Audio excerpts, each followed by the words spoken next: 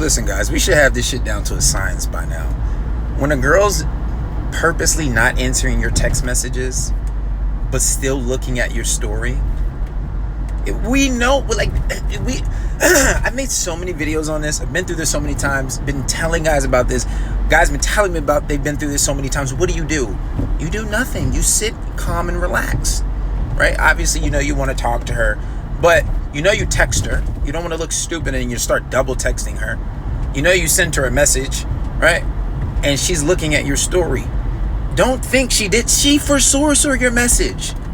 This is that stage where she's testing you, right? She's like, well, I want to see how much he really likes me. This is some girl's mindset. I want to see how much he likes me, because if he likes me, he's going to text me. But really, sometimes that's a trap. And I say sometimes specifically because now you're double texting her. Now you're showing her that you're willing to, chase, what they would say, apply pressure in their language, which they don't see anything wrong with it.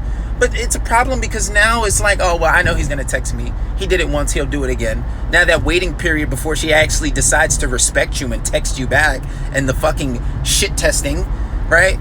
It's prolonged now. So what do? You sit there and you wait. You just wait. You wait until she responds. Or if you really want to text her, what you do is you send her a message, send her a reel on Instagram if you have on social media. And if she doesn't text you back, and it's been a few days, give it a week, a solid week, a good 7 days, and then you respond. Like, hey, what happened to you?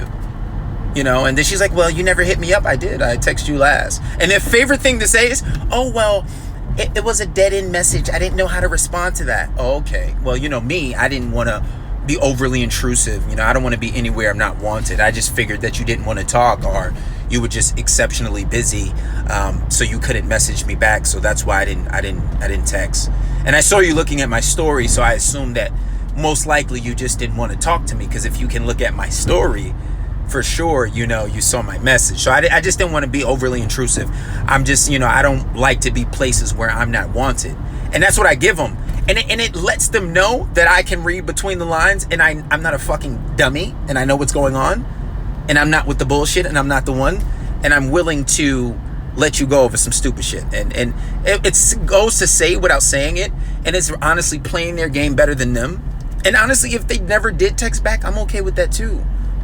And that's one of the downsides of having an abundance mindset, because you can have somebody who's really beautiful, great sexual chemistry, good person, but because your ideals aren't being met as a man, which really sounds like some female shit, really. I'll be honest, but it doesn't matter, because I don't give a fuck. And I understand, as beautiful as that girl is. And I, one thing I take back is some girls are not as easy to replace. I'll admit that. And some people do align with you more than others. And that's where the whole idea of that soulmate shit comes in. The person who aligns with you the best. But listen, that's how you play that shit. You stay calm, cool, and collective. That's why when you get a ride or die, you got to know that. You got to know which ones are worth putting a little more effort in, and which ones are not. And the signs are very clear at the beginning. So don't allow yourself to be manipulated, because it happens a lot.